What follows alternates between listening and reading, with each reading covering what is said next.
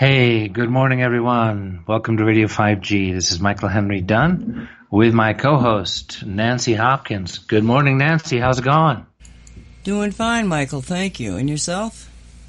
Oh, doing all right. It's a sunny day here in southern Colorado, up at 8,000 feet in the San Luis Valley, and where the population is so sparse that you can't hardly notice a lockdown. It's like, oh, there's one or two fewer elk, and they're wearing masks. That's kind of like what it's like around here. We've got a lot of really fascinating and we believe helpful information to share with everybody this morning about, of course,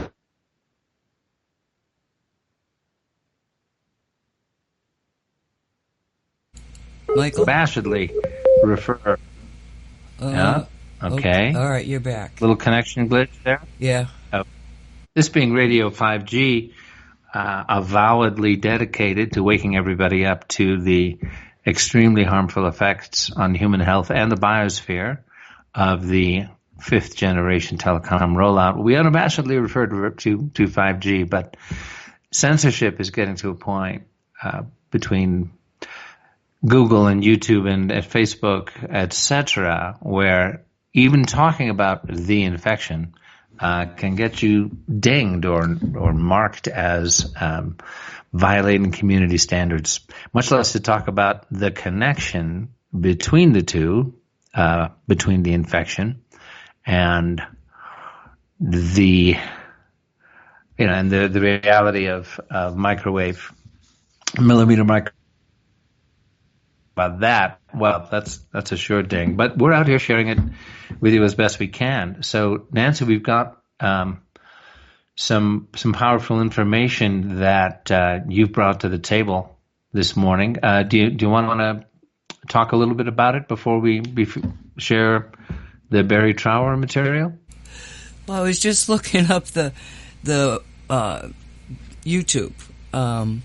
To give you the background to it, but he entered the guy that put this together. Now, the important thing to remember about this is that, okay, BARRIE TROWER is somebody that has credentials up the gahooza. He's been out there against electromagnetic pollution and the dangers of it for as long as I have. And whoever put this together in 2012. This is 2012 that this particular video went out. And I just think we should start it because he goes over so much information in such a brilliant way. It'll seem a little choppy because they've taken out the questions. They had put music in between it and then they showed videos, but I just cleaned that up. So it might sound to you like he's going to subject to subject. That's exactly what he's doing, but you'll get a real amazing overview of this in 30 minutes. So, if you're ready to go, I am. Okay, yeah, great. Let's roll it. This is a recording from a YouTube interview with BARRIE TROWER discussing weaponized signals from the year 2012, and it's a commentary, very sharp commentary on what we are seeing. Let's roll it. Hello, my name is Lars Drødgaard. I come from the International Center Against Abuse of Covert Technologies, and I'm very honored that I have been given a chance to interview Mr. BARRIE TROWER, together with my fellow Danish citizen, Mr. Stephen Bell. My pleasure. Maybe you could introduce yourself. Yeah, I'll tell you how I came into this. In the 1960s, very early 1960s, I trained with the government microwave warfare establishment.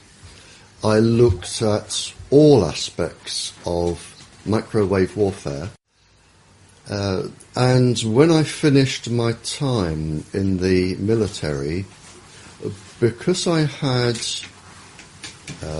a lot of expertise in the microwave field, I was asked if I would carry on with this research, and some people blow this out of all proportion. I was an agent. I don't like the word secret agent, because secret agent, when you say secret agent, people think of James Bond, who wasn't a secret agent and he wasn't a spy. James Bond, the fictitious character, is military intelligence, and I wasn't military intelligence. I was an agent. I collected information secretly, and I spent 11 years collecting information from spies who were a very small part of my work. I also questioned international terrorists, international criminals, anybody of immense interest I questioned, and I trained for quite a few years to learn how to do this.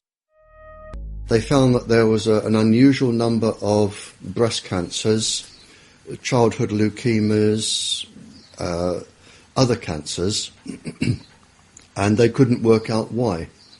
So they changed some of the staff, and then they went down with leukemias and cancers.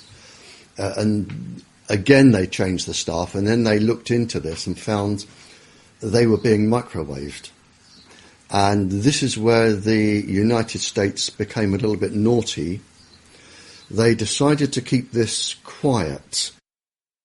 The Americans used their own people as initial guinea pigs to develop their own weapons. And then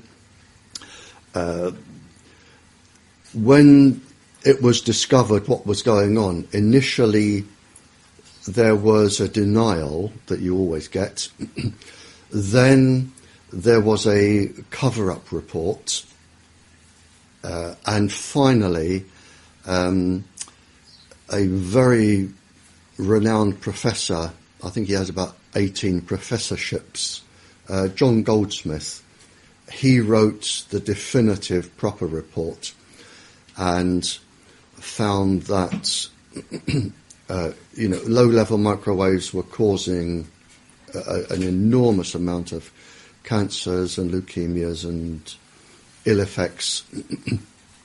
And by then, everybody was leaping onto the microwaves as stealth weapons, and they go from there, which was the 50s, right up to and including the present day. The ladies were protesting about having American missiles on English soil. Mm-hmm. And it was a peaceful protest. All they were doing were camping outside the perimeter of the American base. There was no violence, no swearing, no shouting. It was a peaceful protest. And it was found that from the American base, the ladies were being microwaved. And it was actually measured. They were being microwaved to make them sick. And in fact, when the figures came out, there was a disproportionate amount of tumours, personality changes, suicidal tendencies of the ladies. They were deliberately microwaved by the Americans for protesting about their base. With one pulse frequency, you can just make people so suicidal, they can't be bothered to act like a demonstrator anymore. All they want to do is sleep or lay in bed all day. So if you're targeting demonstrators, you make them suicidally depressed. And they don't care about demonstrating anymore because they're too upset.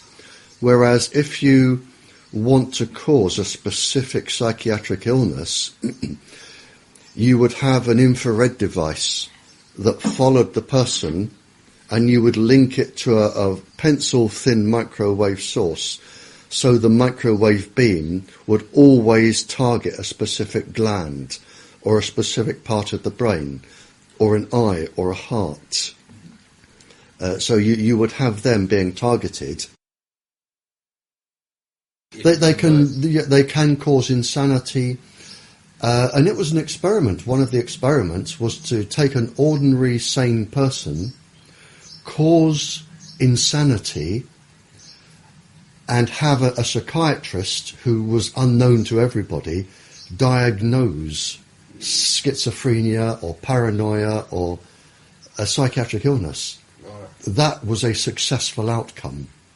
And the person would spend the rest of their life in an asylum in misery, but to the government scientists, that was a success.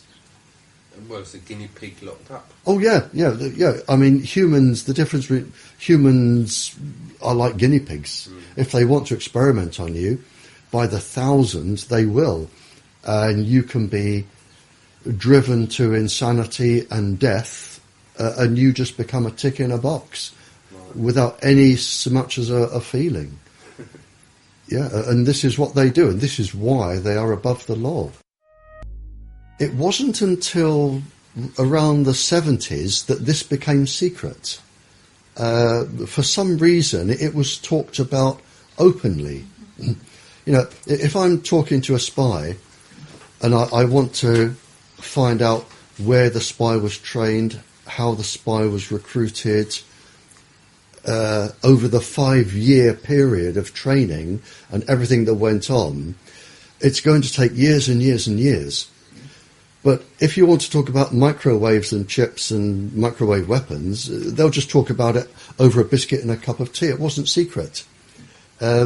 Most governments talked openly, or people talked openly about it. It wasn't until the 70s, mid-70s, that I think the full potential of this globally came into force, and the governments decided then to put everything under the Official Secrets Acts. But until then, nothing was secret. It was just talked about openly.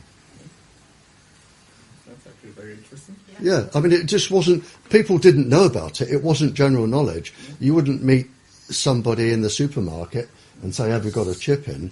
But the people that had them knew they had them, and they would go around talking about them, and other people would talk about them. Whereby, with the special forces, you could send down, if you had an idea roughly what country they were in, you could send down a beam from a satellite. The chip would be switched on by the beam, energized, and would send a signal back. You've got that type of chip. The other type is when it is pulsing continuously to stimulate, let's say, a gland in the body at a set frequency to produce a specific chemical that will produce a specific biochemical response in the brain. So you can have one working permanently, and you can have them working intermittently, and you can have them that will only work if they are stimulated. Yeah, I mean, voices are the easiest ones, because all you have to do is stimulate the cochlea with a set resonant frequency. It's very easy. Voices are very easy, and it isn't people imagining voices. They physically hear them. They physically hear. As I'm talking to you, my voice isn't inside your brain. My voice goes no further than an inch into your ear. No further at all. It's the electrical signal that makes you interpret how I sound. And once you've got this electrical signal, which can be a chip or lots of things, you can physically make people hear voices, certain voices. And it can be any conversation, and it can be anybody you want to hear. It can be a soft, angelic voice. It can be a god. It can be something that scares you, like a devil. It can be anything. Fair enough. So I was there. I went into the back of a big black car, and it took me off in the dark, and then underneath a huge building in the dark. And I was suddenly thinking, well, hang on, this could be a bullet in the back of the head time. I'm getting uncomfortable here. But he took me out and took me to a room, and he said, "I'm an international scientist," he said, "and something is really, really worrying me, and I have to tell somebody who can tell the world." Now, I actually knew what he told me, I knew was going on anyway, because it had been discussed in other countries. But he said, "It is now possible to genetically change bacteriums and virus, genetically change them. What has been developed now is if bacterium, they can lay, and yeasts, they can lay in the soil for hundreds of years in a dormant stage. And it's known by grave diggers or people who dig up old graves that it's possible when light comes on the bacterium to regenerate the bubonic plague that's been laying in the ground for several hundred years. It only wants that particular frequency and bang, it's active again. You don't need more than 2 brain cells to work out where you go from here. Viruses are neither dead nor alive. They inhabit hosts. If I put a virus inside a dormant bacteria that I know I can spring to life, I go to Norway on a holiday, or Denmark, or Sweden, I just spread the virus around the forests with the dormant bacteria, and I come back. And I can wait, if I like, 100 years, 200 years, or 2 hours. Makes no difference to me. And then all I have to do with HARP or a similar device is put the frequency, the microwave frequency, off the ionosphere down onto Norway. Whenever I feel like it, the virus will spring to life because their host has sprung to life. This is where we are. So countries can now, just by introducing bacteriums and viruses and whatever, they can totally devastate the economic possibilities of another country. But doesn't that mean that we are in a new Cold War and that the entire military is obsolete? Oh, you're absolutely right. We are in a new Cold War. And this is why countries are developing this. I mean, really developing this. And this is why all of the microwave transmitters are going up everywhere. Because somebody, if they wanted to, could use them for other effects. The system is up and running. In a 3-month period, I had 5 lady police officers in this house, all with cancer. I've had a series of calls from officers saying that their personalities have been changed. Whenever I go to a country, and I think the year before, I did 6 countries, I think last year or the year before, the questions always come around to TETRA, and they always come around to aggressive behaviour from the police since they started using TETRA.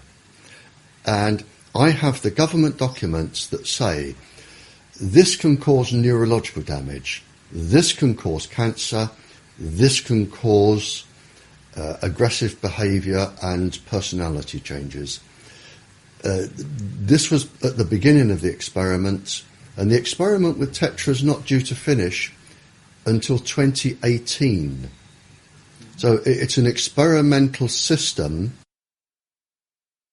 The United States one was quite interesting. It was to do with special forces. Probably 5 or 6 years ago, they came back from a mission, and of the 6 or 8 gentlemen that were in the special forces, 5 of them, I believe, went home. I think it was 5 or 6 went home and severely beat their wives or children or both, where some of the wives died, some ended up in hospital, but they were severely beaten. And it was believed that the communications apparatus they were using was entraining the brain and stimulating violence. And this was Fort Bragg. Now, I either had a phone call from Fort Bragg or I had a phone call from the embassy to ask if I knew what frequencies could cause this. Because I ended up talking to each. And I said, don't tell me, I will tell you what frequencies they have been using. Now, the Special Forces don't just hold them up, they're on permanently. So we're talking massive entrainment, far beyond what the ordinary person would suffer.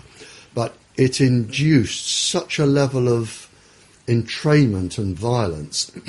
So I told them what frequencies I believed they would be using.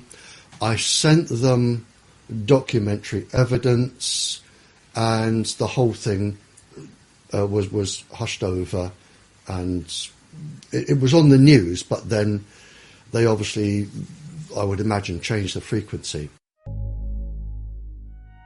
It's been shown that a child using a cell phone, just an ordinary school child, if the child uses the phone for just 2 minutes, the brain waves can take up to 2 hours to return to normal. 2 hours. And that's been published. Now, in those 2 hours, the child's brain is not acting as it should, and it could demonstrate itself in a number of ways. For instance, if the child were in school and made a quick call from the playground, it could be lack of concentration, hyperactivity, bad behaviour. It could be anything like that. And that would slowly ease off over 2 hours. Now, that's just from 2 minutes. Now, if a child makes a phone call every couple of hours, the brain is going to be entrained permanently. And it's already been published by the industry that a child using microwaves just before bed will have his or her sleep totally disrupted by entrainment. I cited, I think, 200 schools in Europe where a transmitter had been put in or near the playground where they had leukemia clusters. Some of our own MPs here have stood up in Parliament to say that they have 11 children under the age of 11 with leukemia around a transmitter, or 18 children. I mean, cancers are reaching epidemic proportions. There are lots of different types of cancers coming up now. I know in China, they've just had a 3,000% increase in parotid gland cancer, which is the side of the face where you would hold a mobile. We're getting cancers of the eye coming up. Obviously, brain tumours. In fact, brain tumours are quite enormous now in terms of numbers. That I read a report, and I read this out in Canada last year. People are so worried about the numbers of brain tumours that they've re-diagnosed 10,000 brain tumours as endocrine cancers to take them off the statistics. And I do know that in the European Union, we have been told that cancers are at epidemic proportions, and we're talking generally cancers between the ear and the brain. Years ago, our government said to its scientists, when it comes to microwaves, You will only talk about things to do with heat, and that is it. So they won't even discuss anything else. They will deny anything that doesn't have anything to do with heat. They even deny all of their 40 years of research leading up to this. Although they've said this can cause cancer and all the damage, they say, no, it can't. We're only looking at heat, and heat is all that matters. Yeah, I prefer to call it lying. All right. Yeah. I think I've never known so many liars in my life as what is coming out now from the government. Put it simply, they did all the research, they knew the dangers, and then they decided to lie to the public for no other reason than to save themselves with lawsuits and to make money for industry. And that's written down, and I've got that written down. Okay. So for the last 40 years, the government, the English government, has been lying to the people. And the American government, the Canadian, the Australian, they have been lying. They have been lying to protect industry, protect their profits, to protect themselves from lawsuits. They are really just liars, and it's provable. I made a statement in Birmingham, in this country, probably 15 years ago, and I haven't changed it since. And I've said that I believe that this industry and the part of the government which is encouraging them will be responsible for more civilian deaths and suffering than all the terrorist groups in the world ever. And with the growth of the industry over the last 15 years, I would say now that these people are probably going to cause more death and suffering than the entire Second World War. And is that genocide? Yes, without a shadow of a doubt. And are they going to get away with it? Yes, because they are untouchable. They are outside the law. Who is actually behind those decisions? Is this sanctioned by the WHO?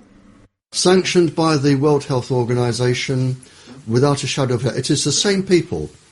It's the same people sit on the ICNIRP certificate.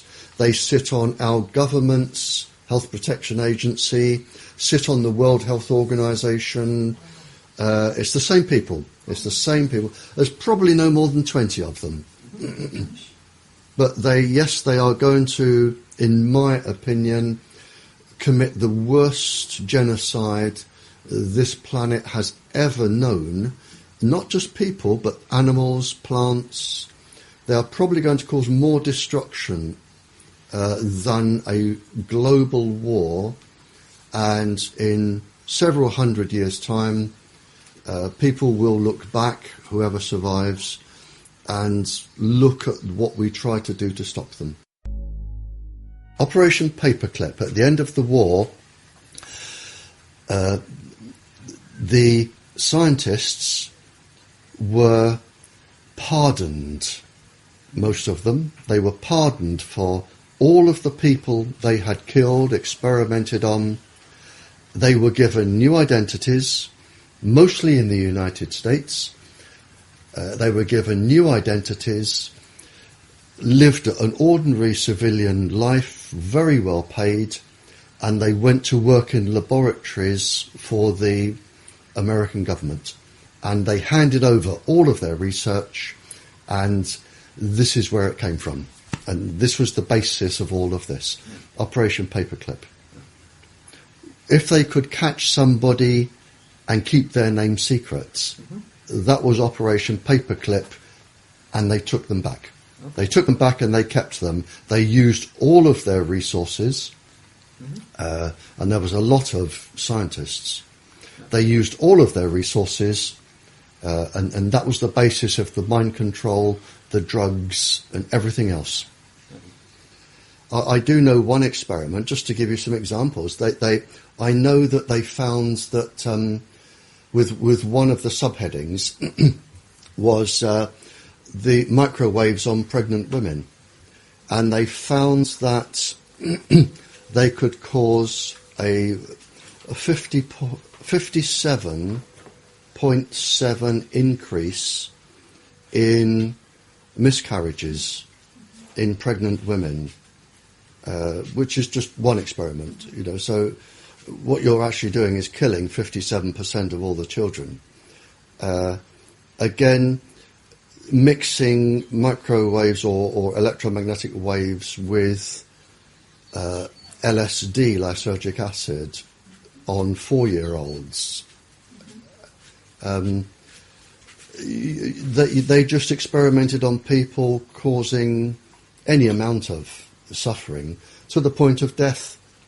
And if people ended up in metal cages or stone boxes for the rest of their lives, that was the way it was going to be, because they were allowed to be experimented on. But as I say, there is no boundary. There is nothing which, to me, is too low. I mean, if you're going to attack a uterus in a child, you can't get much lower. And this is what they were all about. At the end of the Second World War, a committee was formed by all of the Western Allies, the United States and Russia. And it was called the Nuremberg Treaty.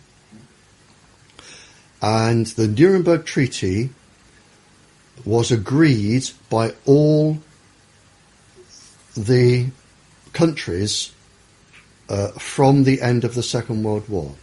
It was set up to stop people like Joseph Mengele, the Doctor of Death, in Bergen-Belsen concentration camp, where he experimented on twins. And they, from the Japanese torturing the American and the British and the European soldiers, the Germans experimenting, the Nuremberg Treaty was set up, and it's very defined and very succinct. And it says that no person may be experimented upon for any reason, and this includes microwave irradiation, for any reason without their consent. And before they give their consent, they must have full knowledge of the length of the experiment, the outcomes, any potential dangers, any potential ill healths. It must be fully understood and explained, and they must give individual consent. And this includes TETRA, which is an experiment that's going on until 2018 to look for cancer and brain damage. So everybody using TETRA is actually breaking the law, the people organising them. So that was set up. So experiments on people, service personnel, the police officers with TETRA, microwaves, it is all illegal according to the Nuremberg Treaty. As far as I know, the Nuremberg Code and the Nuremberg Treaty was created after the Nuremberg trials. Right, yep. And in the Nuremberg trials there was a specific trial called the doctors' trials. Yep. Do you recall the sentencing of those trials? They were hanged. Yeah. And I've written it. I've written it in my papers, and I've said it on air in the radio. In fact, I said it, I was on international radio. It went out to 95 countries 2 Sundays ago. And I said, scientists at the end of the war were hanged for what scientists today are doing and getting away with. Absolutely, yep. So, Michael, are you with me? Are you? Oh yeah, I'm here. I'm here. What'd you think? I've listened very closely. Well, it's irrefutable. It's devastating. This is obviously a man who knows very well what he is sharing. This is as he says, this is an agent in the British government who worked very closely with all of this information for many years. I can't imagine a more credible person to be talking about this in the matter-of-fact way that he is. And, he's covering a lot of things that, excuse me, that many of us have known for a long time in terms of Operation Paperclip and how Nazi scientists who had experimented in ways that were just, flat out war crimes, torture, crimes against humanity, that their research was taken and they were given new identities and just folded into American society where they would continue their work on these crimes against humanity. Now he says for the American government, well, for which branches, what factions, with whose awareness, I'm hoping anyway that the circle of knowledge around those projects was fairly small and limited to what we would refer to as a cabal, dark faction. I'm not one of these people who's ready to demonize, every upper, even mid to upper level American military official or intelligence official as being complicit in designing modes of torture and genocide. Sorry, I just really hope that's not true, and I don't believe it is. But so yeah, we know about Operation Paperclip, but to have Barrie Trower with this formidable credibility, just listening to the man, that this is someone who has been there, seen all this from the inside, and has a moral compass. This man has a moral compass. And I recall an interview, I'm pretty sure it was him, with Carrie Cassidy on Project Camelot, in which she asked him, okay, are you violating any secrecy oaths by sharing what you were sharing? And there's very specifically delineated guidelines from whatever oaths he took around which he works when he's sharing all this. But the link right now, this is the reason you brought this up. It's not just a link. It's like, it's an iron chain between the infection and the ability to activate an infection with the microwave radiation that is going up all over the place. And he specifically states that the reason it's going up all over the place is specifically to be able to do this. And that, okay, it's a new Cold War. Hot wars are basically over, more or less, in terms of the big strategic picture, and that this kind of bioweaponry is what's really happening.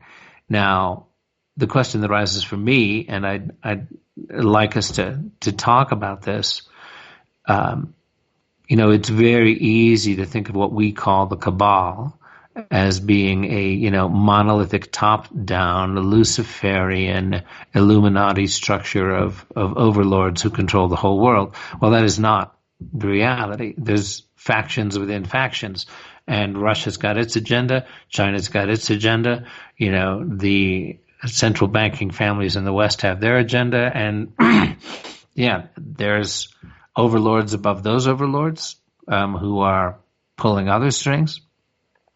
But what we're seeing roll out, my strong impression is that all the factions are competing to be able to use the pandemic to their advantage, to be able to control it, to be able to target it where they want it, to be able to roll out new oppressive measures and rollback of human rights and civil rights, while activating it when and how they please. My impression, however, is that they're not succeeding. I think that they're succeeding in some areas, but it just looks chaotic to me. I'd love to get your feedback on this. The situation looks chaotic. That, there is an alliance, there is a plan, there is a movement against it, and then there are various factions attempting to use and benefit from the infection and the chaos and the fear and the lockdown and the rest of it. That I don't think we're seeing, at least I hope we're not, I don't think we're seeing the uniform, competent, carefully planned rollout that is working to the benefit of a specific agenda by a dark faction. I think we're seeing, a very chaotic situation where, yes, the microwave radiation is being used to trigger this, but nobody's got complete control of it, and there's a lot of competition for it going on. Meantime, the alliance, whatever that is, is making its own progress in taking these people down.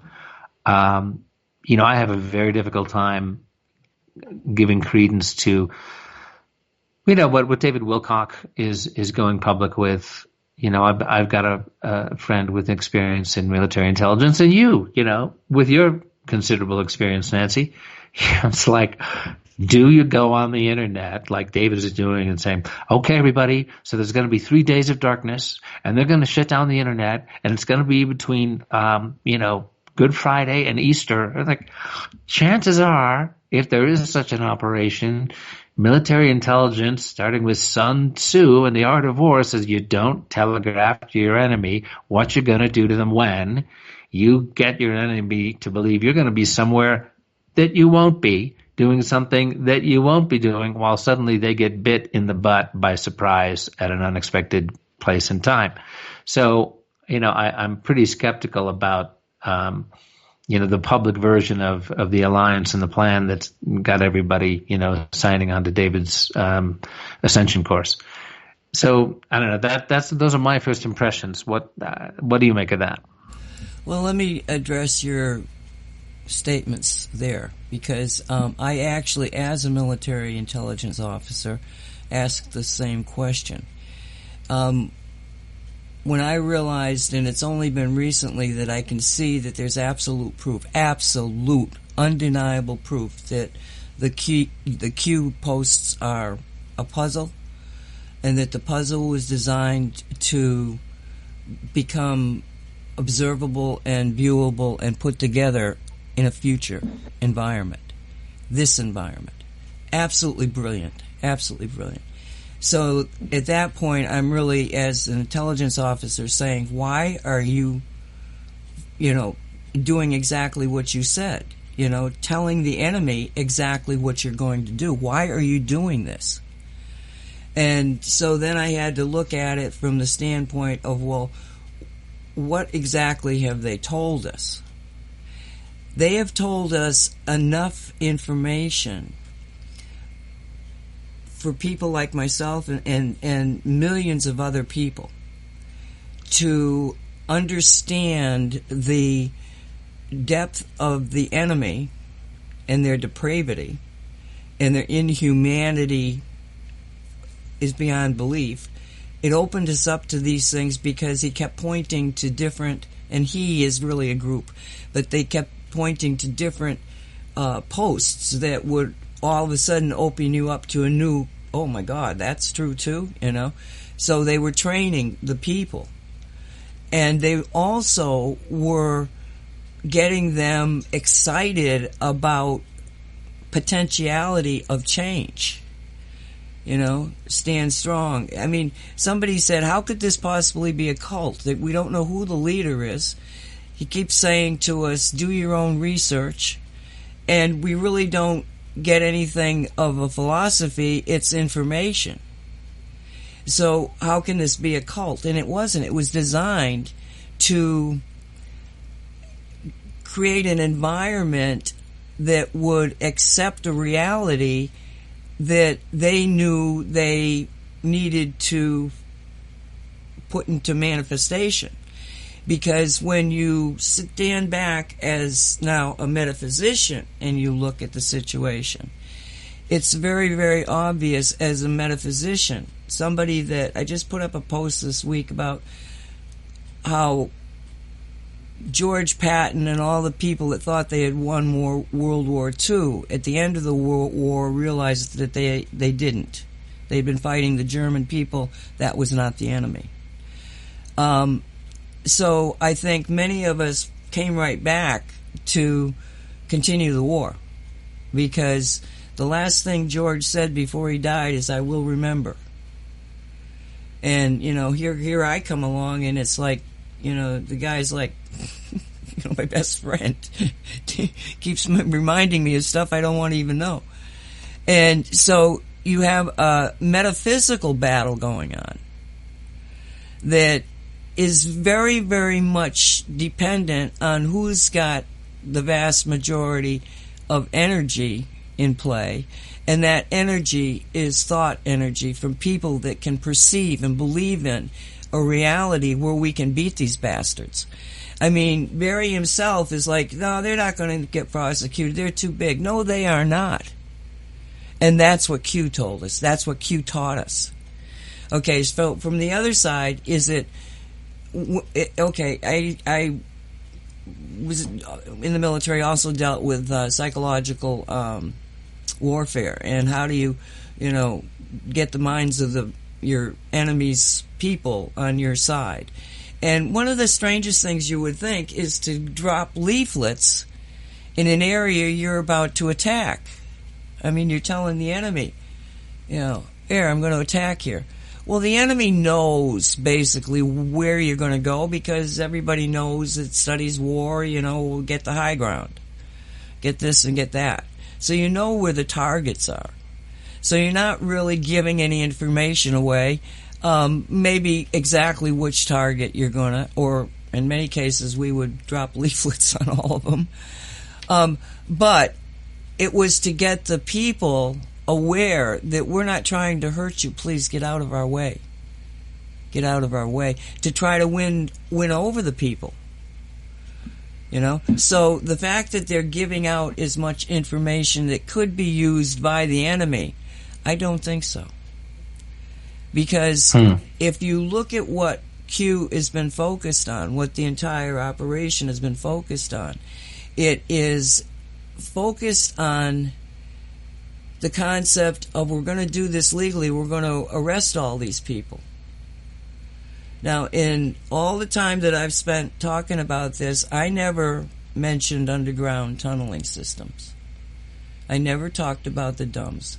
I never, even though I knew that there was a tunnel system that you could get from Washington to L.A. in, a couple of hours, with these trains and everything, and that there were facilities down there, I had no clue, none whatsoever, of the immensity of what was underground.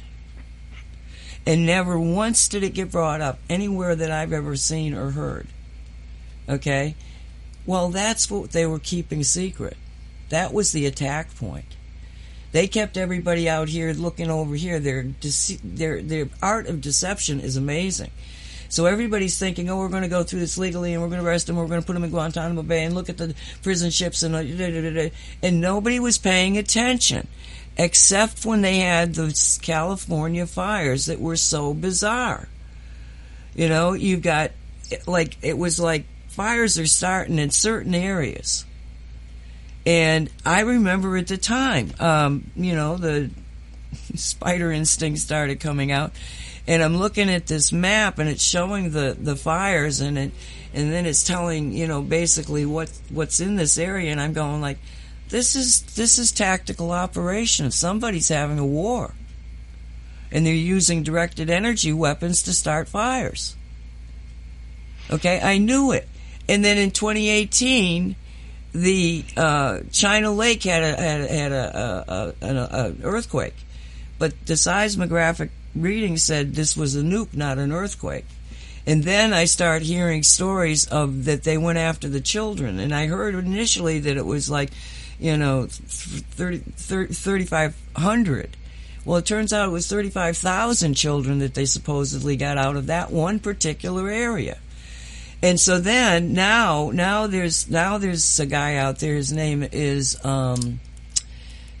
Gene Decode, and he is spilling information that is mind bending. He claims to be a ex-submariner. He's been on a number of different. Well, people are probably picking him up too, but he is basically going through the entire tunnel system, one after the other, all underground, but like, okay, we're going to go California, and he talks about China. China Lake was the first one, okay, and he's the one that said there was 35,000 children. He goes through and he gives you all through California, one after the other. They were doing biological stuff here. They're doing psychological. I mean, down to what they were doing in these various unbelievably weird things that they were doing underground, and that the military had been recently trained. I mean, as soon as Trump got in there was a massive amount of money and training on underground warfare. So you got a situation where they were preparing to attack the enemy. The true guts of what they are and what they're doing. And now I've been following, trying to keep up with all the information that's out there right now, but I've been following him. And if you take and look at earthquake maps, okay. Well, when he tells you that, China Lake, there's an earthquake. If he tells you Denver, there's an earthquake. I mean, there's supposedly all these earthquakes exactly where he's telling you that there's military operations. There are videos of manhole covers in different places burning. And he's saying that underneath there, and he tells you what the heck they are burning out. I mean, the details are astonishing. So, what I'm saying here is basically that we were trained by Q to engage our minds in another alternative reality, because the dark side keeps trying to get us to go to their side and imagine all of the stuff that everybody has been afraid of, and is what they tried to do. Yeah, it's a fear war. It's a timeline war, trying to get us to simply be herded like cattle down the timeline, a box canyon timeline, as our friend Maya likes to refer to it, of fear and the success of their agenda. Now, when we're talking about, this is really helpful for me to understand, particularly in the point I brought up about Sun Tzu and the art of war and being where they don't think you're going to be and all that. That what you're saying, Nancy, makes a lot of sense to me. They're waking up the public at the same time talking sealed indictments, mass arrests, blah, blah, blah. Meantime, they're taking out the enemy's refuges, their strategic operations, the deep underground military bases, the tunnels, etc. I would love for that to be true. And what you're presenting seems like there's a really good chance that it is true. When it comes to the point that Barrie Trower was making on this recording we just listened to from 2012, that they will get away with it because they are untouchable. And you just said, well, no, they're not untouchable, and they're not going to get away with it. So the Nuremberg trials took place after the war was over, right? Because what you've got in the first place is a guy with a gun trying to blow your brains out. You got to blow his brains out first. That's war. Then when it's over, you uphold the rule of law and you name crimes against humanity, genocide as such. You come up with the Nuremberg Code about experimentation. That's when the human family comes together and says, we're upholding the rule of law. These are crimes against humanity and they will be prosecuted, right? So, but that can only happen after the hot war is over. That's when you get the trials. That's when you get upholding the rule of law. And what we seem to see happening here, okay, if you've got these military operations taking place against these deep underground military bases right now, that means the hot war is going on. And the information war is also going on. And the question of the sealed indictments and the rule of law being upheld, well, is that going to have to wait for the hot war to be over? Because a lot of us, and They've actually started to release the secret indictments. It's just that they're not being announced as that. What they did was that they the first indictment that they unsealed was against the president of Venezuela and his cabinet, a good number of his cabinet. Then the next layer of indictments that were unsealed were against the Mexican cartel. And essentially what Bear said, and they announced it, the president was with him when they announced all this. It's just that mainstream media doesn't like to cover this stuff. This would have been, front pages, before this, but this is what they don't want him to do. Now, what they did, Barr was the one that was doing the talking, is essentially the case, the crime was trafficking. Okay? It doesn't stipulate drug trafficking or human trafficking. Arms trafficking. Because they work with, they got the Mexican government to work with. Okay, arms trafficking. Huh? It's all trafficking. I'm sorry, so it's specifically arms trafficking or all kinds of trafficking? All kinds of trafficking. Any trafficking. Okay, that's basically what they're after. Everything. And so there's like 27,000 Mexican soldiers on the border right now. And together the Mexican government and the United States government are in a massive, well, it might be even wrapped up by now, joint effort to completely take away the human trafficking, the drug trafficking, all of it.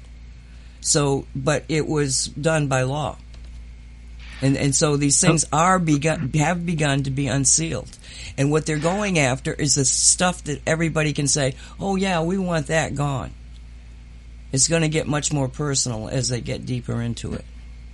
Okay, well, if that sounds excellent. I'd be very pleased to see that. But in terms of impunity ending, what Barry Trower's talking about ending, the huge, planned, sophisticated, decades-long agenda ending because the criminals at the top know that their butts are in a sling, that they're looking at execution, they're looking certainly at having all of their assets confiscated, prison time, whatever. Until that happens, those people aren't afraid.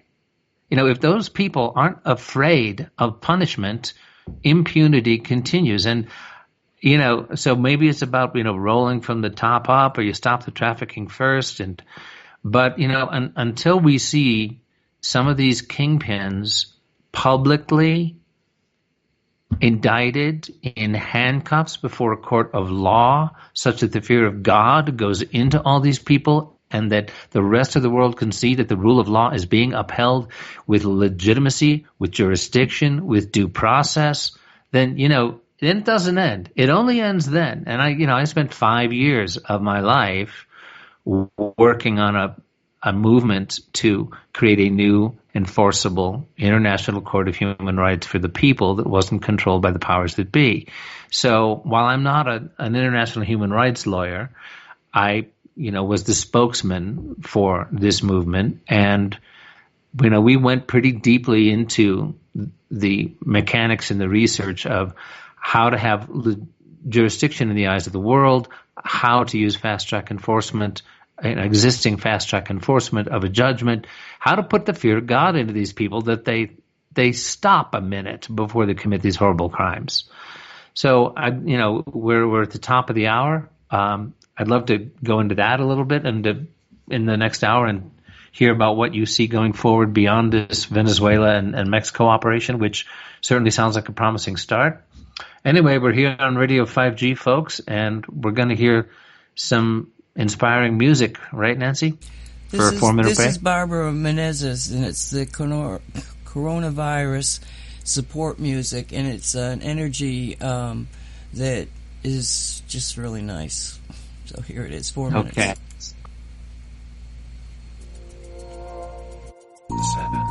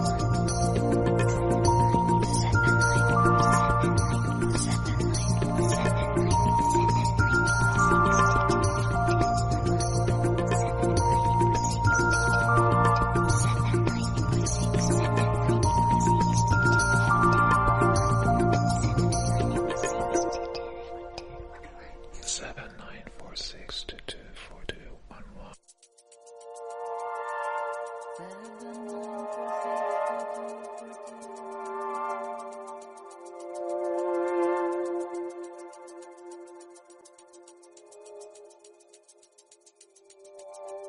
Just like fire. And we are back. Michael? I'm back. I'm here. Yeah. Okay, welcome back, everybody, Radio 5G. This is Michael Henry Dunn with Nancy Hopkins, and we're in the middle of some pretty compelling stuff here. So we were focusing on the rule of law, the sealed indictments, what you were pointing out was happening in Venezuela with Attorney General Barr coming out specifically addressing trafficking, arms trafficking, drugs trafficking, human trafficking. And that, so let me just ask you, there's reports of what I think you said 23,000 soldiers in the Mexican military cooperating with U.S. military on the border to, enforce these indictments, take down the trafficking. So these days, of course, the immediate question comes up, how solid is that news? Could it be fake news? Where's the source? Are there on the ground reports? The source is the president himself and Attorney General Barr. Okay. Now, let me point something out. You were engaged in the concept of the legality of it and putting him in court and all that. Let me point out one historical fact. The Nuremberg trials never came about until after the war was over, or supposedly over. We have to get the military. See, what they're confronting down there is military. This is something like 27 brigades of American soldiers have been trained to do this. Now, I don't know how many of them have been committed to it, but the entities that they're finding down there actually alludes to what Barry Trower was talking about regarding the RF chips, the radio frequency chips. You're not confronting somebody who is your basic human soldier. You're confronting a super soldier that's being controlled. Right. There is no surrender. Yeah, I actually did mention that in the first hour, that the Nuremberg trials took place when the hot war was over. And that's when you uphold the rule of law once, the guy who's got a gun pointed at your head has surrendered. So, the confronting a super soldier underground in that kind of environment, I mean, that's sci-fi movie stuff, right? And yet we know that's where we're at now. So, because... Now, the good news is that supposedly the White Hats have 70% of the system already under their control. Okay, that would be beautiful. I would love for that to be true. How do we know? Where do we hear this? Well, you're either going to have to take a chance that people who are seemingly in the know are giving you valid information that I think is valid, because if I understanding the game, you need to have people engaged mentally in what's happening.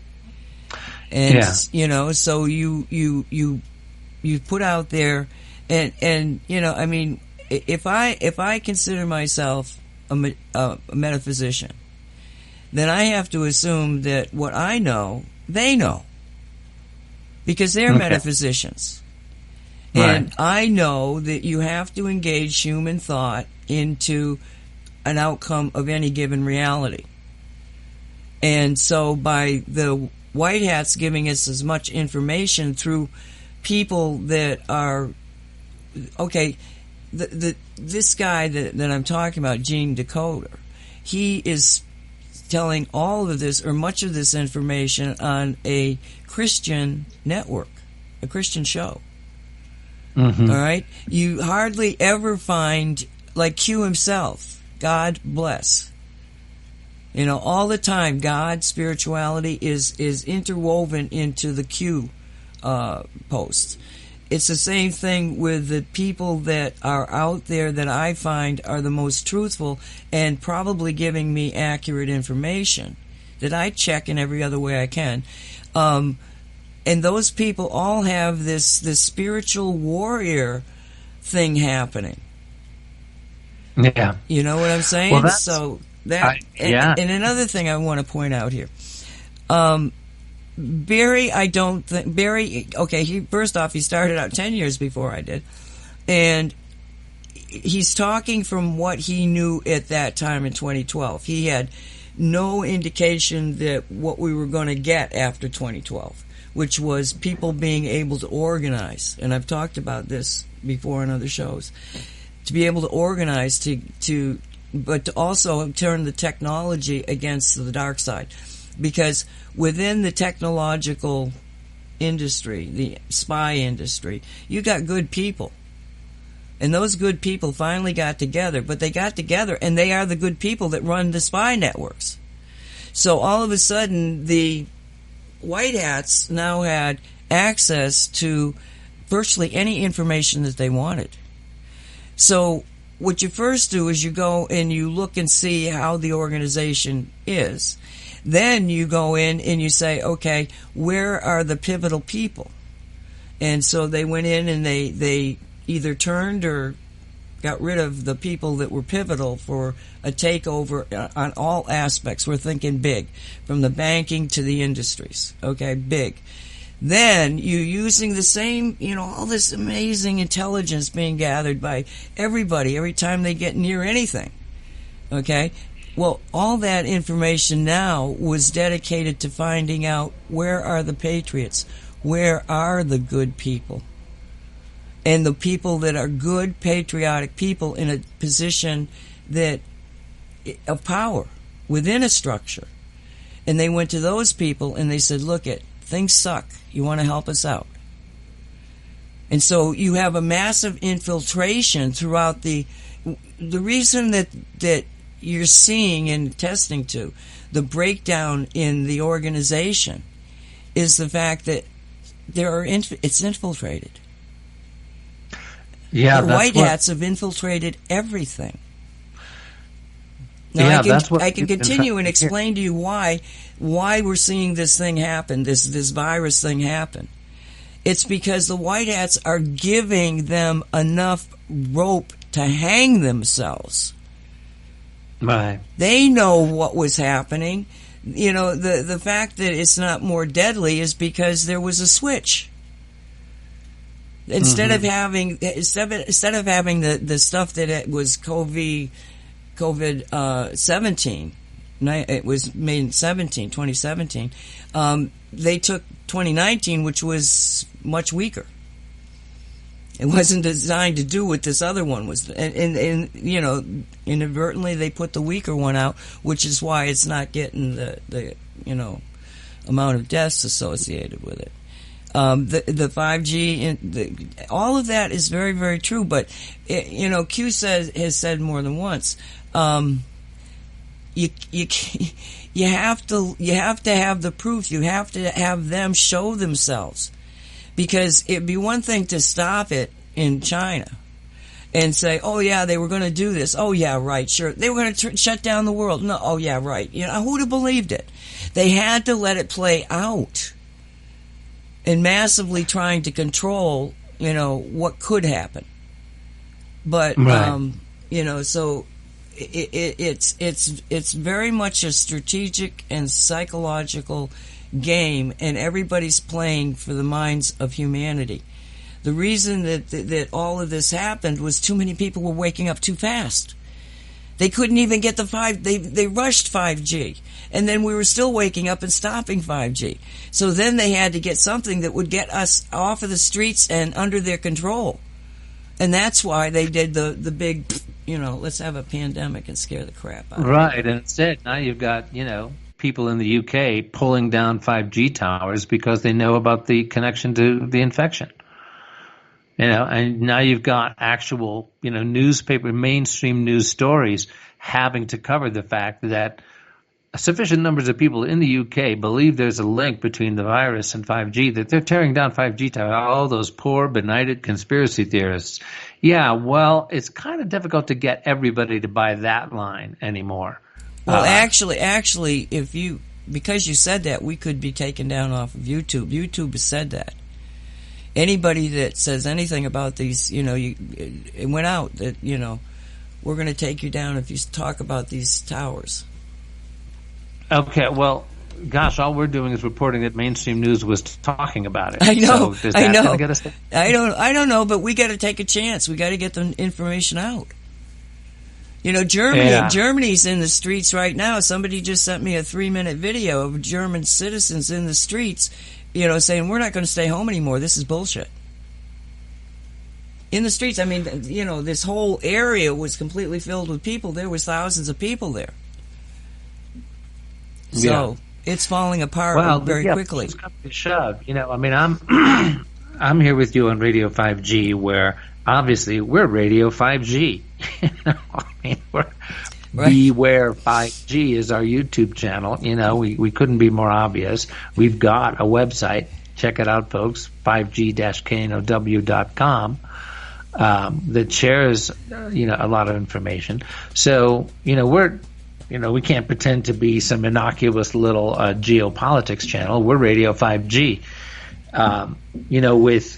With our community here in Colorado, we have started our own YouTube channel, as you know, Blue Star Rising, the Templar Awakening, the real Templar Awakening, folks, the true higher Templar Awakening. And, we're sharing the metaphysician angle. We're sharing the vibrational and frequency level of change there. And we're kind of tiptoeing around these, sensitive, minefields of potential censorship if we dare to imply that, 50,000 towers going up in a certain city in Asia just before, a breakout of a certain thing happens. How do we tiptoe around that information in a way that shares sacred science, applied sacred science as we're calling it, which is, the Shungite field, and everything else we know about. It's a very delicate dance, and as you say, Nancy, it's exposing the agenda so nakedly now. The censorship is being exposed so nakedly that even the people who would just love to keep their heads buried in the sand are beginning to realize, oh, this is 1984.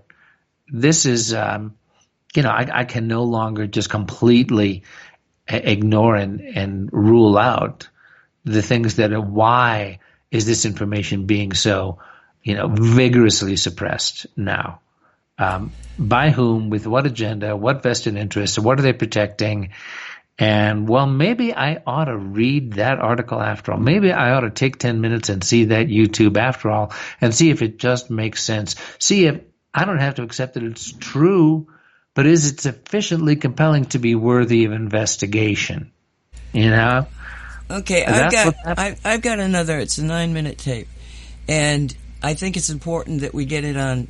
I put it on other shows. I want it embedded in the shows because it's a New York City ICU doctor who went out and put this video out regarding what he's seeing.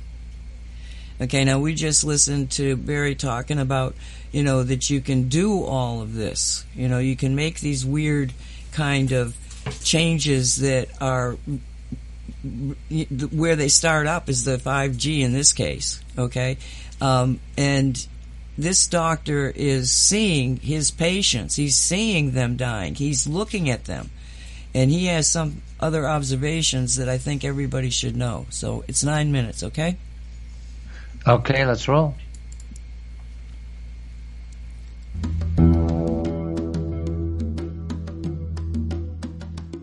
This is Dr. Cameron Kyle Seidel, ER and critical care doctor from New York City.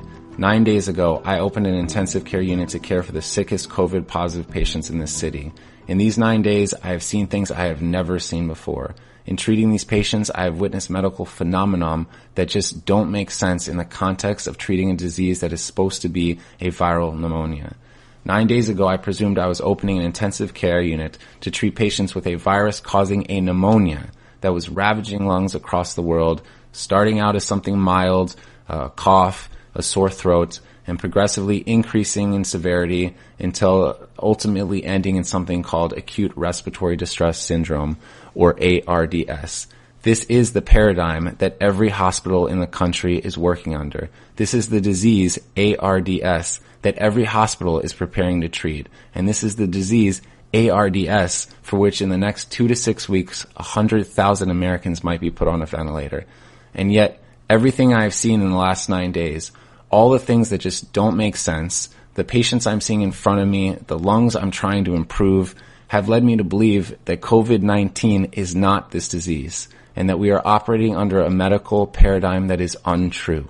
In short, I believe we are treating the wrong disease, and I fear that this misguided treatment will lead to a tremendous amount of harm to a great number of people in a very short time.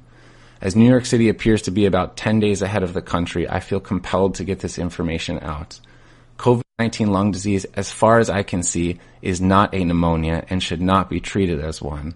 Rather, it appears as some kind of viral-induced disease, most resembling high-altitude sickness. It is as if tens of thousands of my fellow New Yorkers are on a plane at 30,000 feet and the cabin pressure is slowly being let out. These patients are slowly being starved of oxygen. I have seen patients dependent on oxygen take off their oxygen and quickly progress through a state of anxiety and emotional distress and eventually get blue in the face. And while they look like patients absolutely on the brink of death, they do not look like patients dying of pneumonia. I have never been a mountain climber, and I do not know the conditions at base camp below the highest peaks in the world. But I suspect that the patients I'm seeing in front of me look most like as if a person was dropped off on the top of Mount Everest without time to acclimate. I don't know the final answer of this disease, but I'm quite sure that a ventilator is not it. That is not to say that we don't need ventilators. We absolutely need them. They are the only way at this time that we're able to give a little more oxygen to patients who need it. But when we treat people with ARDS, we typically use ventilators to treat what's called respiratory failure. That is, we use the ventilator to do the work that the patient's muscles can no longer do because they're too tired to do it. These patients' muscles work fine.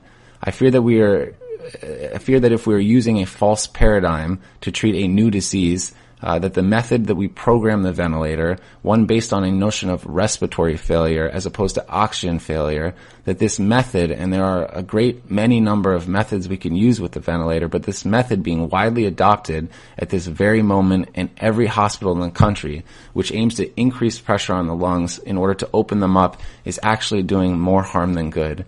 And that the pressure we are providing to lungs, we may be providing to lungs that cannot stand it, that cannot take it, and that the ARDS that we are seeing, that the whole world is seeing, may be nothing more than lung injury caused by the ventilator. Now, I don't know the final answer to this disease. I do sense that we will have to use ventilators. We will have to use a great many number of ventilators, and we need a great many number of ventilators, but I sense that we can use them in a much safer way. In a much safer method. That safer method challenges long-held dogmatic beliefs within the medical community and among lung specialists, which will not be easy to overcome. But I really believe that they must be overcome. There are hundreds of thousands of lungs in this country at risk, and the time to overcome them is now. I'm confident that if those of us that work bedside with these patients, those of us who are witnessing the things that we have never seen before, despite the many years we have worked and the thousands of patients and diseases we have seen, if we can effectively communicate this to all those that are so important but who are not bedside, the researchers, the administrators, those who procure our resources and make our protocols, the politicians, our own government, if we are able to convince them that this is a disease that is different than anything we have ever seen, I am confident that an answer can be found, that effective treatment can be discovered, and that a plan to disseminate that treatment can be rapidly deployed, and that tens of thousands and probably hundreds of thousands of lives and lungs will be protected. The time for this is now. We are staring into a future in which a great many of our fellow Americans are going to suffer. We are all involved in this future. So I urge you, for those of us, if you are out there, for those who work bedside, I urge you to speak up. We can change this. I thank you all for listening. Please spread the message and stay safe. In light of this important message of this doctor, who I want to add has nothing to gain at all by giving you this, unlike the plethora of people on the news like Bill Gates who have a lot to gain by you taking his advice, this man has nothing to gain and everything to lose. But I'd like to make a few comments, and please take my comments with a grain of salt. Don't believe anything I say. Do your own research. But I'd like to point out here that in my video on 60 gigahertz FIVEG, I roughly explained how the uptake of oxygen to hemoglobin can be potentially interfered with electromagnetically. Since releasing that video, I have had further confirmation by a molecular scientist specializing in oxygen. I'll show that later. But I showed how it's well known that 60 gigahertz FIVEG is absorbed by oxygen. I showed you footage of how the heads of telecom admit under oath there have been no industry-sponsored safety testing of these frequencies that they are saying they will release in an expedited manner. No safety testing on humans, no safety testing on the environment. In the video, I also begged that we need further testing to be done before we continue to unleash these frequencies on the world. That video was subsequently removed by YouTube. Now this doctor admits this, whatever this is that he's seeing coming into his ICU is unlike anything he has ever seen before. He says he has witnessed medical phenomena that don't make sense in the context of treating a disease that's supposed to be a viral pneumonia. The thing that they're telling you all over the media that this is without a doubt. He describes that the paradigm that they are told that they would be treating is ARDS, acute respiratory distress syndrome. And quote, yet everything I've seen in the last 9 days, all of the things that just don't make sense, the patients I'm seeing in front of me, the lungs I'm trying to improve have led me to believe that this COVID-19 is not this disease. He's saying it's not behaving as a viral pneumonia. He says, and that we are operating under a medical paradigm that is untrue. And he adds that he fears that this misguided treatment will lead to a tremendous amount of harm to a great number of people in a very short period of time. Are you listening? He's calling this oxygen failure. And he's admitting that whatever this is can be exacerbated by the use of ventilators itself. You heard him say it, not me, that as far as he can see it, it is not acting as a pneumonia and it should not be treated as one. Again, a head doctor in ICU in New York City is saying this, not me. I have no medical advice on this topic. I'm simply asking, can we confirm if 60 gigahertz frequency has actually been unleashed in New York City? Are there any whistleblowers out there who install small cell towers who have seen the frequencies listed on the side come to me and let me know where they've installed this stuff so we can start to gather this kind of information? Can we start to consider that just perhaps, just maybe, this thing is not what we are being told? Thanks for listening. God bless you. I love you. And I hope to talk to you again very soon.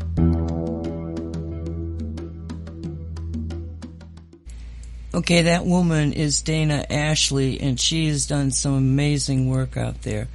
But pretty stunning report, huh? Totally. I saw that video several days ago of that doctor. And I can't imagine, it's like, it's like with Barry Trower, could you ask for anyone more credible? As Dana points out, here's somebody with everything to lose, nothing to gain, sticking his neck out.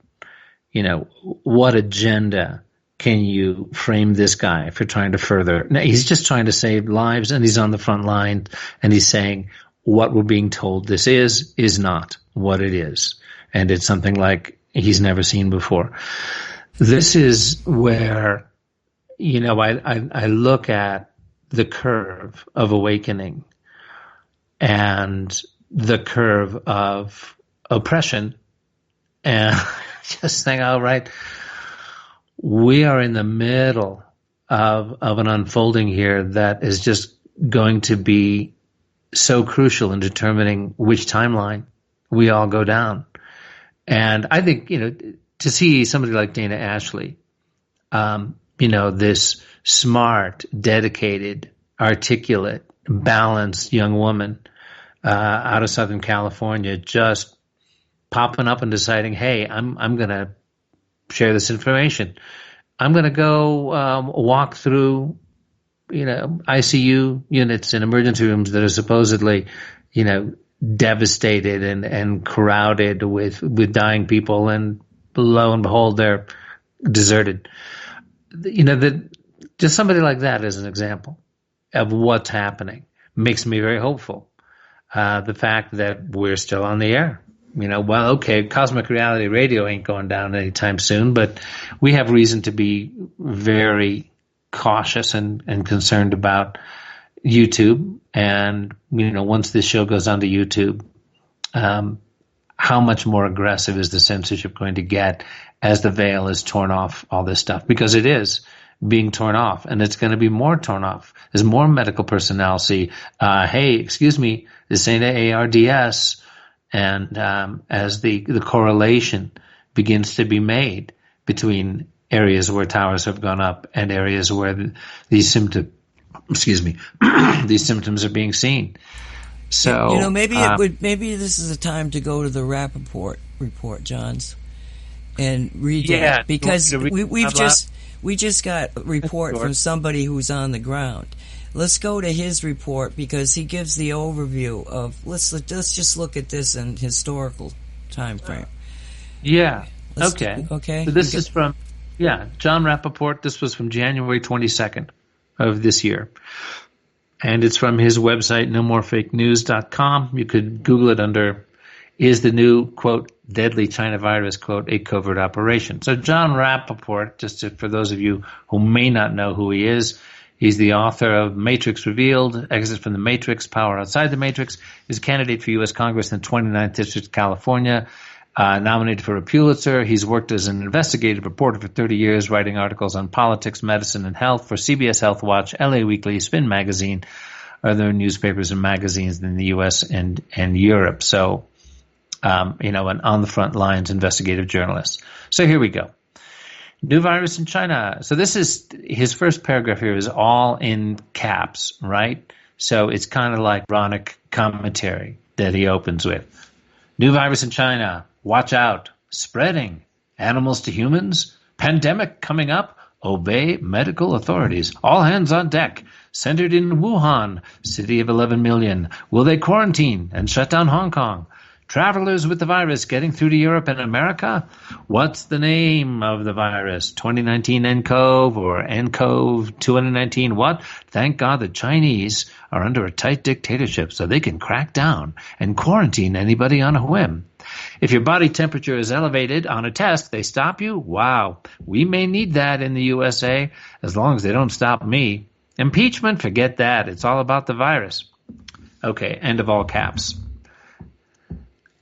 And he goes on to say, in the 19 years of this website, the one story that I've researched and covered more than any other is the deadly virus hustle. SARS, swine flu, Ebola, etc. Now we have a new one. The possible maybe coronavirus from China. Now remember, folks, this is from January 22nd, right? Before the crackdown, the lockdown. Rappaport goes on to say, in each case of these could-be killers, we have an official warning. Quote, this could be the big one. Millions of people could fall ill and die. In each case, there are travelers. People returning from X place have the virus and they are spreading it. In the case of SARS and swine flu, the patient's symptoms were typical flu symptoms: fever, fatigue, cough, weakness. In other words, there was no reason to think the new disease was any different from ordinary traditional illness. The big and only difference is the claim that researchers have found a new virus as the cause of illness. But in each case, there are serious problems with that claim. First, only official researchers are involved with the discovery of the new virus. There is no confirmation from independent researchers. For example, in the case of SARS in 2003, 10 labs, all belonging to the World Health Organization, performed the, quote, discovery of that coronavirus. They were connected through closed circuit, no outsiders allowed. Eventually, a Canadian biologist working for the World Health Organization, Frank Plummer, told the press he was quite puzzled by what he was seeing. More and more SARS patients didn't have the SARS virus at all. In fact, almost no new SARS patients had the virus. Well, when you stop and think about that ridiculous state of affairs, you realize you can't say a person with ordinary flu-like symptoms is suffering from a new disease if he doesn't have the cause of that disease. But the mainstream press took no notice of this and moved on. In the case of the swine flu, quote, epidemic, 2009, the CDC was reporting thousands of cases in America. But CBS star reporter Cheryl Atkinson found out that the CDC had mysteriously stopped counting cases.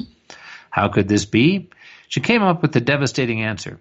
The overwhelming percentage of blood tests on swine flu patients were coming back from labs with no sign of the swine flu virus or any other flu virus. That story ran on the CBS News site, but as Atkinson told me in an interview, the bosses at CBS wouldn't allow it on the national television news broadcast, censored. And that was the end of the CBS exposure of the swine flu hoax.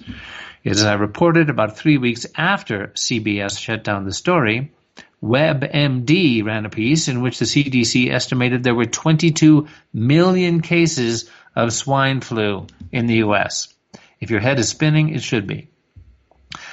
The second major problem with the announcement of a, quote, new disease or an epidemic is the absence of research on what we could call the infection factor.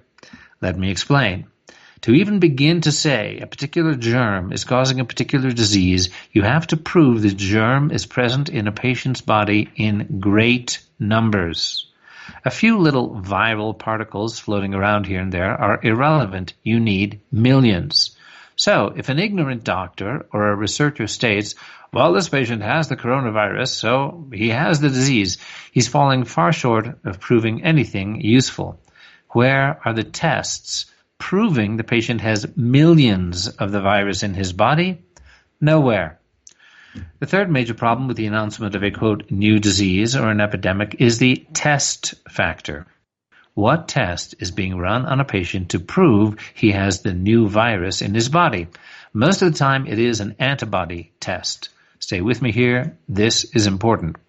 Prior to the year 1984, it was generally recognized that a positive antibody test was a good outcome. In short, it indicated that the patient's immune system had come in contact with the germ and successfully defeated it. But then, for several reasons, this science was turned on its head. A positive antibody test from that time on was evidence that the patient currently had the disease in question. Boom! Now disease numbers could easily be inflated, and they were, and they are. Now I'm going to pause. This is Michael talking in the middle of this John Rappaport article. Let's just go back over that. So what he's saying here is that it was recognized up until 1984 that a positive antibody test was a good outcome. In other words, the patient's immune system had come in contact with the germ and overcome it and defeated it. But now that test, which indicates that the patient no longer has the disease because their immune system overcame it, that test was now being counted by the CDC as evidence that the patient currently has the disease in question. So now you can inflate numbers, and now you can scare people. And that's the agenda we need to look at. So going on with the Rappaport article. Automatically assuming that the announcement of a possible epidemic is accurate, well, that's a major mistake to say the least. The CDC and the World Health Organization are operated by virus hunters. Running a new virus up the flagpole is their stock in trade. They rush to an area where a outbreak has been announced, and they roll up their sleeves and look for the virus. They pay no attention to environmental factors, such as contaminated water supplies, or toxic chemicals, or malnutrition, or lack of basic sanitation. Or, we here at Radio 5G could add, millimeter microwave radiation from thousands of newly installed towers. Might want to check that out when you're looking for an outbreak. Epidemics are good for business. Pharmaceutical business, inducing fear business, shutting down travel business, diverting the public from key events business, surveillance and quarantine business, and so on. I'm sure at some point there will be thank you China business too. Thank you, China, for your rule by iron fist over the population. Your ability to stop anyone for any reason and test for the virus may have saved the planet from an extinction event. Freedom? Forget it. Public safety is the ace in the deck. It wins every time. Hell, we may need a good epidemic in the U.S. so we can exert more control over the unruly citizenry. The doctor is king. Do what he says. Always. How many vaccines are there now? Take them all, because everyone must. 19 years ago, when I started this website, and again, this is John Rappaport's article from nomorefakenews.com. 19 years ago, when I started this website, I told you that of all the cartels in this world, the most important and powerful one, long-term, was the medical cartel. Nothing since that time has changed my mind. So thank you, John Rappaport, for that, and thanks, Nancy, for bringing this to our attention. Again, that's John Rappaport from January 22nd, nomorefakenews.com. So what are you thinking, Nancy? Well, you know, one of the things that he pointed out was to get the population under control. And there have been people out there that have pointed to the fact that at the time that this virus started up, they were having protests in Wuhan itself. I forget what they were protesting over. And they had the Hong Kong thing happening, and there was just, you know, there was France was in uproar, you know, the yellow vests. You had people over here in the United States, 5G people were starting to make a ruckus. In Great Britain, they were, you know, screaming and hollering and trying to put Mark Steele in jail. You know, so there was a lot of discontent and a fear that the populace was starting to, you know, organize and, you know, and the ability to be able to, they were tracking, okay, Hong Kong got hit with it, and so didn't Wuhan in the areas of 5G. But even in a 5G area like Singapore, and is that where the head of the Chinese government is? Is it Singapore? I think so. But no, it's in Beijing. Where is it? It's Beijing. Beijing. I'm sorry. Yes. Yes, Singapore is an independent country. Right. Beijing is not being affected. Okay, so they're not under quarantine or, you know, hiding in their house. So even in China, it looks like a very specific attack. And if the Chinese had unleashed it on their own people to quell a civilian uprising that, you know, then was used by the dark side to, you know, go worldwide because it was happening worldwide. I mean, right now, nothing's happening in the streets of France. You know what I'm saying? Now, in our case, 5G is just getting more and more, you know, I said that. I said, oh, wow. I said, this is going to make people focus on 5G more because you could see the pattern. Yeah, and it is. You know, whereas, I mean, I think we pointed this out early on when all this started to come up, that we could not have asked for a more powerful engine, a vehicle to wake people up to the real agenda of 5G than the massive fear campaign being rolled out around the pandemic. Suddenly it's what everybody's talking about. So, and you know, and here you've got a frontline doctor in New York City, you know, making the case. He's not naming 5G. He's not talking about microwave radiation. He's simply saying, hey, this isn't acute respiratory, you know, distress syndrome.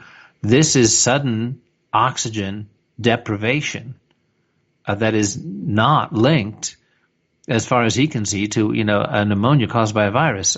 So he's specifically describing the symptoms of oxygen deprivation that Dana Ashley, you know, then provides, you know, quotes from eminent scientists on exactly how 60 gigahertz attacks and, you know, creates oxygen deprivation.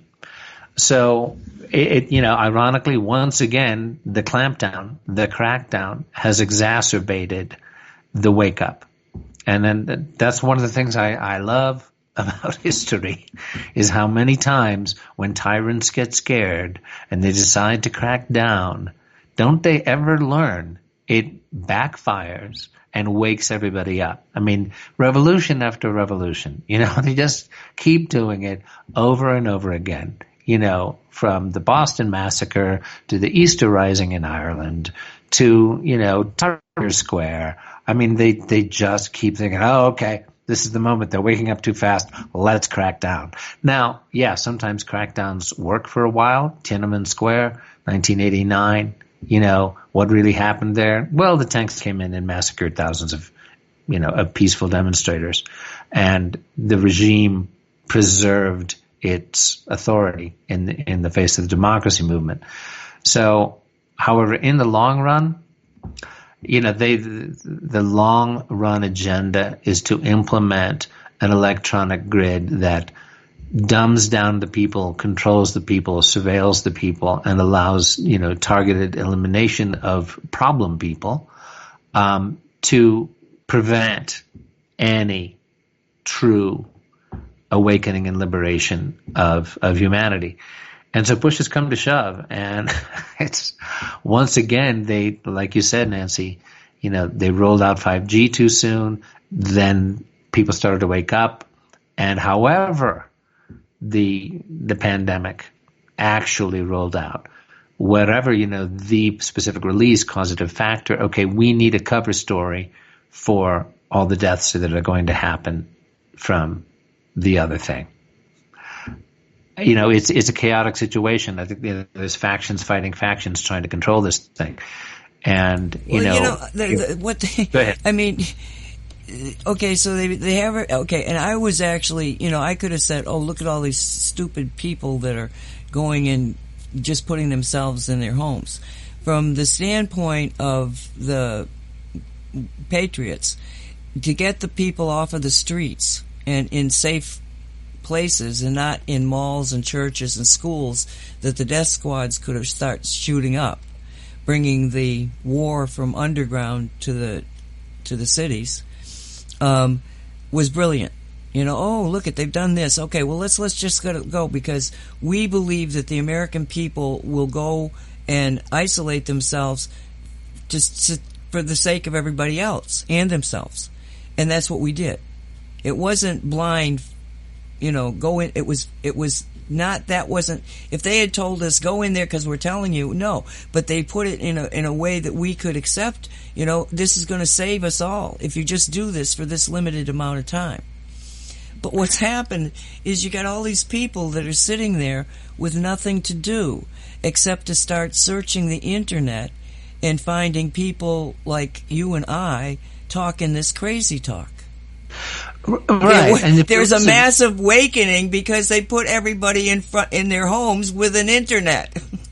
Yeah, and if you listen to Nancy Hopkins and Michael Dunn for long enough, and if your determination to stay in denial isn't too deep, you're eventually going to realize, well, they don't sound crazy after all, and they sound like what we used to refer to as normal patriotic Americans who just happen to be of a generation where we have a generational memory of what it was like to be an American, in a country where we still had personal freedom to a greater degree, where, American values, where, picture this, kids, Gen X kids, millennial kids, whomever listening to this baby boomer talking.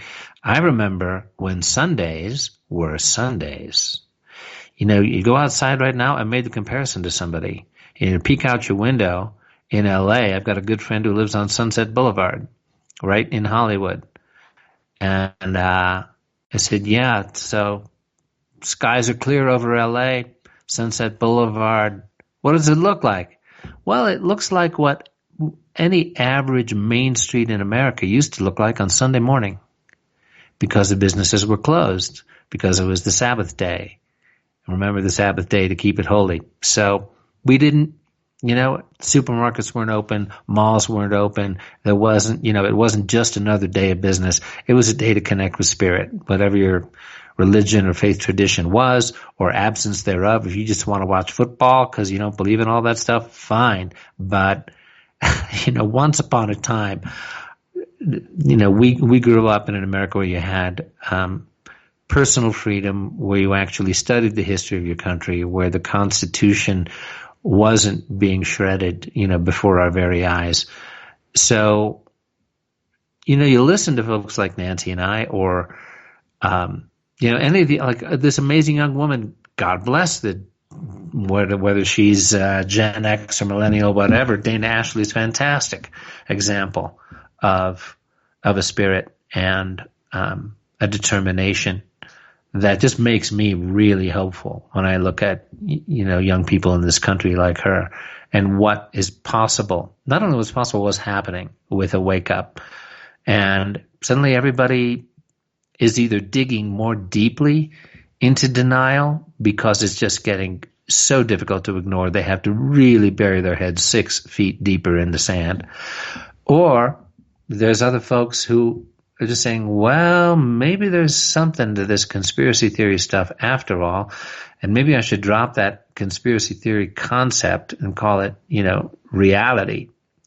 or at least use my own discernment, do my own research, and not dismiss these people as wackos, but simply make the really risky, bold assertion that, maybe this is just worthy of investigation. Not going to say it's true, but I'm not going to dismiss them as wackos. I'm not going to bury my head in the sand. I'm going to do my own research because it's proven true over and over again. Today's history is yesterday's conspiracy theory.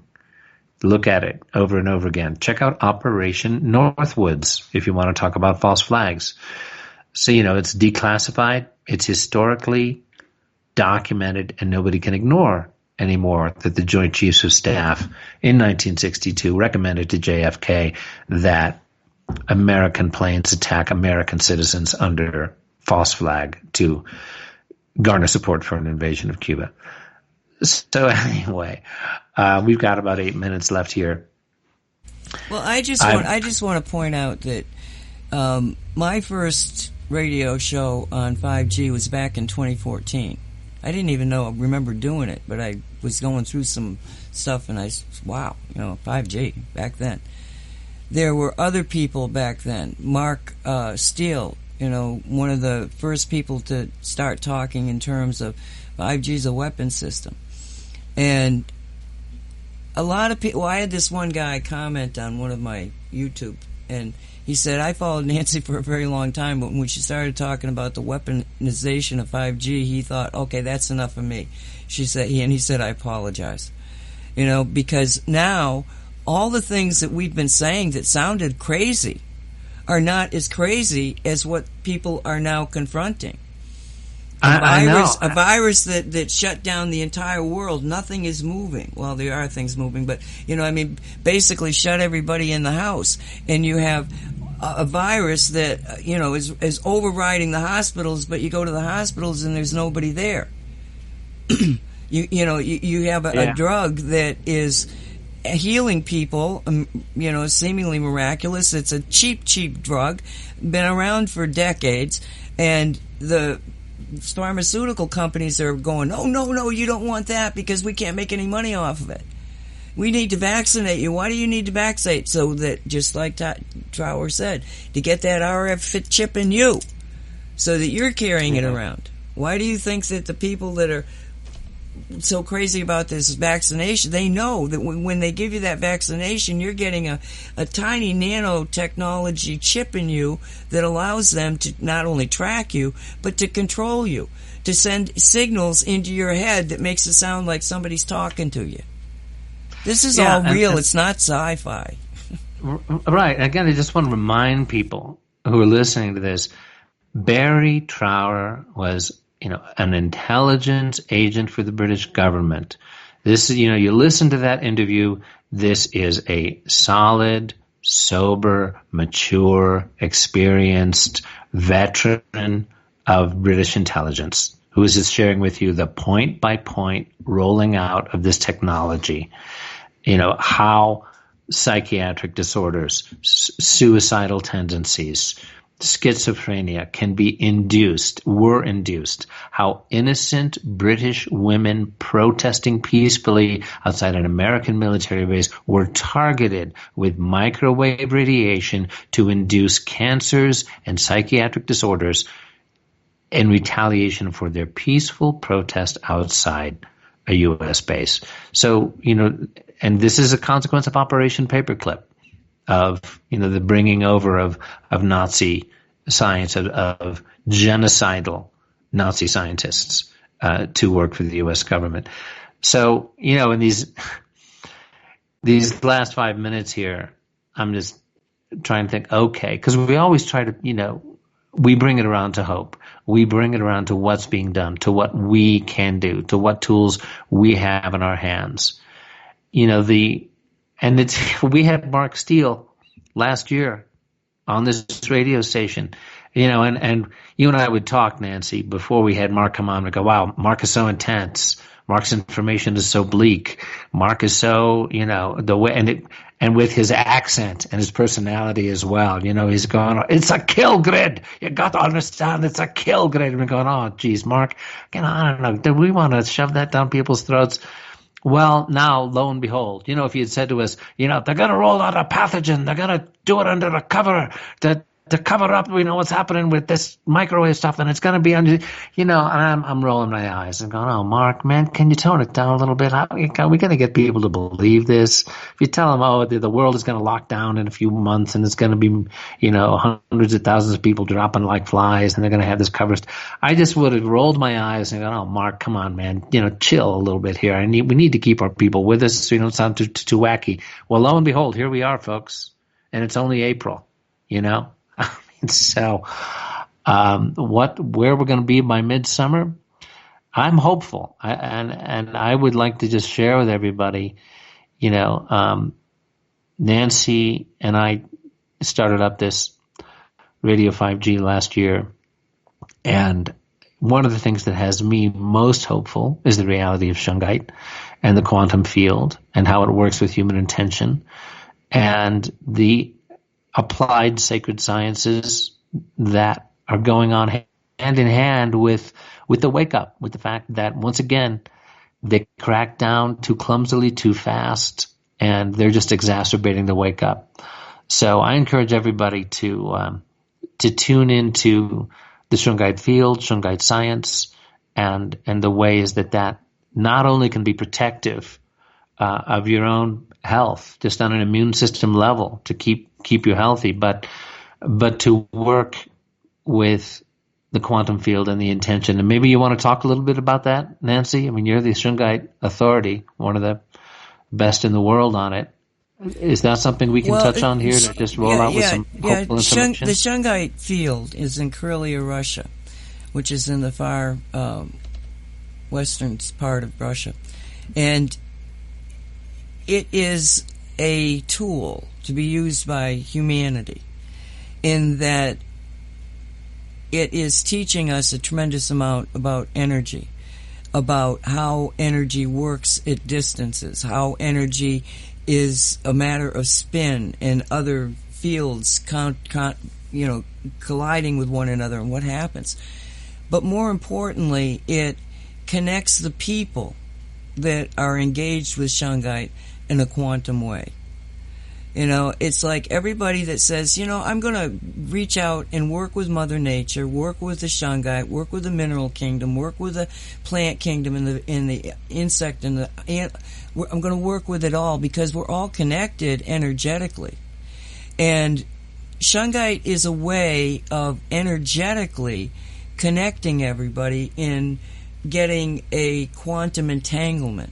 Because you get quantum entanglements when you're born into a location at a specific time. All your experiences, all of your genetics, all of that is quantum entanglement.